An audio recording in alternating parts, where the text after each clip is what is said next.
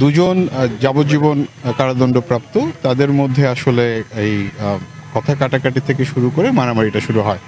একজন ঝাড়ু দিচ্ছিলেন, আরেকজন হচ্ছে আমরা গাছ থেকে আমরা পাড়ছিলেন। তো যিনি আমরা পাড়ছিলেন তিনি একটা ছোট্ট কাঠের টুকরো যেটা ওটা দিয়ে ছুঁড়ে ছুঁড়ে মারছিলেন। তো গাছের পাতা ডাল এগুলো পড়ছিল।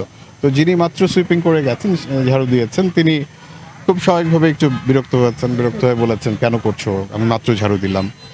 তো তারপরের প্রেক্ষিতে তাদের মধ্যে কথা কাটাকাটি, এবং যিনি আমরা পাচ্ছিলেন তার নামই হচ্ছে বাহারাম।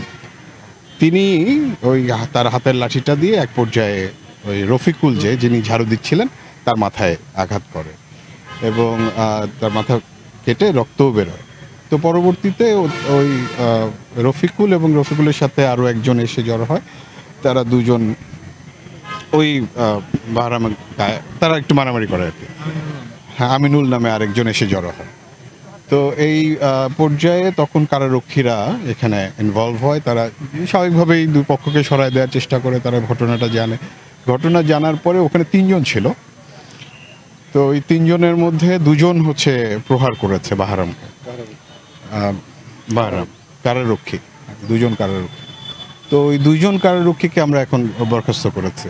তো তাকে যখন প্রহার করা হচ্ছিল তখন সে বলেছে, আমি কিন্তু হৃদরোগের পেশেন্ট, এই ধরনের একটা কথাও আমরা শুনেছি। তো পরবর্তীতে তাকে সে যখন বলে যে আমি অসুস্থ বোধ করছি, তাকে তখন জেল গেটে নিয়ে আসা হয়। ওখানে তাকে যে হেড নার্স আছে তিনি তাকে চেক করেন। তার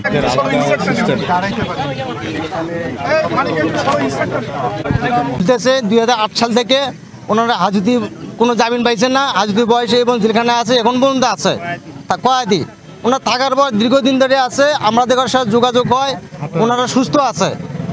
আজকে আমাদের জুম্মার পরে তো নামাজ থেকে আমরা মসজিদে বার হয়ে বাসায় গেছি। বাসায় যাওয়ার পর আমরা টিভিতে দেখি যে আমাদের বাহারাম মৃত্যু, সে কী কারণে মৃত্যু হলো, উনি কি মানে অসুস্থ মৃত্যু হলো না এখানে কোনো দুর্ঘটনায় মৃত্যু হলো, এটা আমরা জানি না।